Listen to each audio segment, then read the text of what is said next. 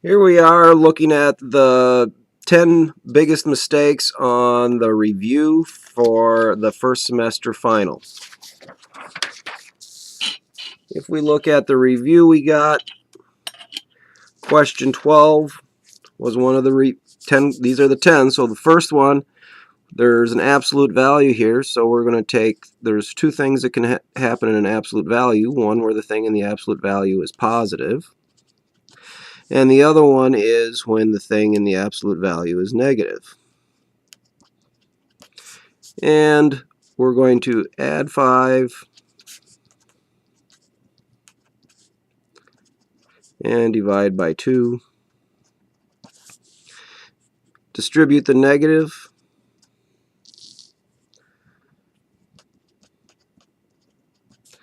Subtract 5. And divide by -2. When we divide by a negative, we have to remember to switch the sign. So x is greater than or equal to 15, or it's less than or equal to -10. Number 14, we're supposed to solve for L. First thing we're going to do is subtract 2w. And I get p minus 2w equals 2l. Divide by 2, divide by 2. And I get p minus 2w all over 2. We can't simplify those 2's because you would have to divide everything on top by a 2, and there's no 2 in front of the p. Question number 3 is right here. If we have a slope and a point, we're going to plug it into point-slope form. So I'm going to go y minus y1 equals m times the quantity of x minus x1. 2 negatives makes a positive. And so I have y minus 2 equals 1/2 x plus 3. Add 2 to both sides. And I get 1/2 x plus 5. Down here, if we're going to go perpendicular to this slope is 2/3, so the perpendicular slope will be -3/2, the opposite reciprocal. Same thing, if we have a point and slope, we're going to plug it into the point-slope form. So I have y minus y1 equals m times the quantity x minus x1. Simplifying, I get -3/2 x plus, negative times negative is positive, 27. And then we're going to add 21 to both sides. And so I get y equals -3/2 x plus 48. The next most common mistake is question number 14. You're supposed to find the slope and the y-intercept. So first thing we're going to do is solve for the y, put it in slope-intercept form. So I'm going to subtract 3x.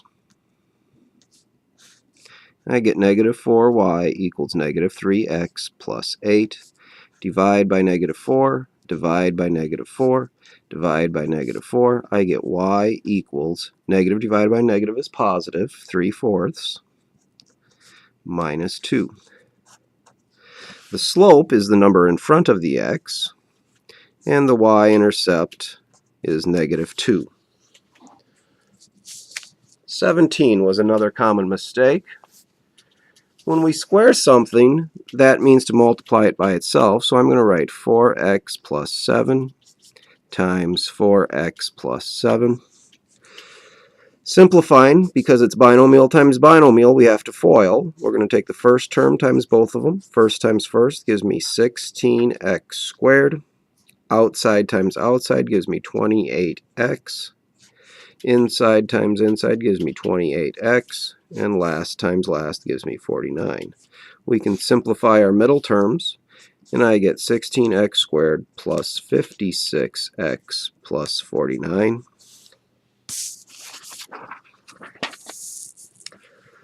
Down here, graphing two inequalities on the same graph was a very common mistake. Y is greater than 2. Remember, y is a horizontal line, so I'm going to put a dotted line because there's no equals there at 2. And greater than would be above the line, so I would shade like that. And the second inequality, we have a y-intercept at 1. So I put a dot there. And then my slope is 2/3, so up 2 over 3. If I can't go up and to the right, I'm going to go down and to the left. And again, this is a dotted line, so I'll put a dotted line through there. And greater than would be above, so I would shade. And you see that this region up here is the double shaded region. For number 9 down here, we're going to solve it, do it on a number line, and then write it in interval notation. So I'm going to subtract 3, and I get x is greater than 5, add 7, 2x less than or equal to -6, divide by 2, divide by 2. Do not have to switch the sign because I'm dividing by 2, and I'm dividing the -6 by 2, but I don't have to change the sign. So now let's go to a graph. Here's my -3, here's my 5. X is greater than 5, it would be a parenthesis there and an arrow going to the right. X is less than or equal to -3, so I would put a bracket there and an arrow to the left.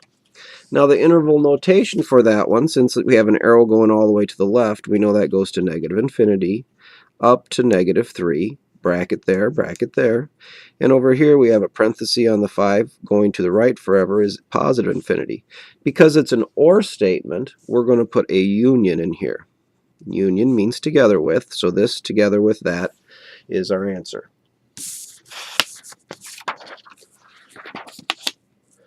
On the last page of our review, number 1, first thing we're going to do is multiply the whole thing by the common denominator of 6. 6 divided by 6 is 1. 1 times our top. 6 divided by 2 is 3. 3 times our top.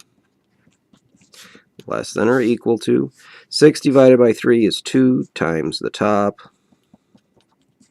Now let's get everything out of parentheses. I get 5x plus 3.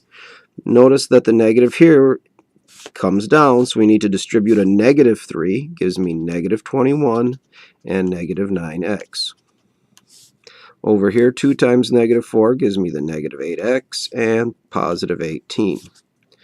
Let's put our like terms together, and we get 5x and -9 gives me -4x, 3 and -21 gives me -18. I'm going to add 8x to both sides,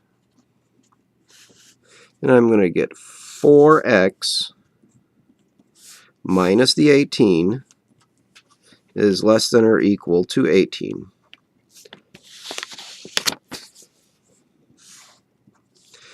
Add 18 to both sides.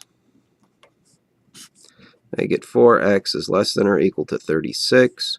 Divide by 4. X is less than or equal to 9. For number 2, the sum of 3 consecutive even integers, well, the first even integer is x.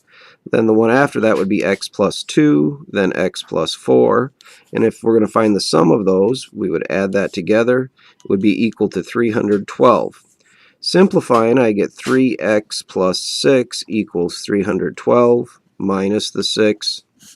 I get 3x equals 306. Divide by 3, and I get x equals 102. So if my first number was 102, the next even integer would be 104, and the one after that would be 106. Remember, you'll be taking this on a Scantron, so it'll be multiple choice. Add the choices together. They should add up to 312. Good luck studying.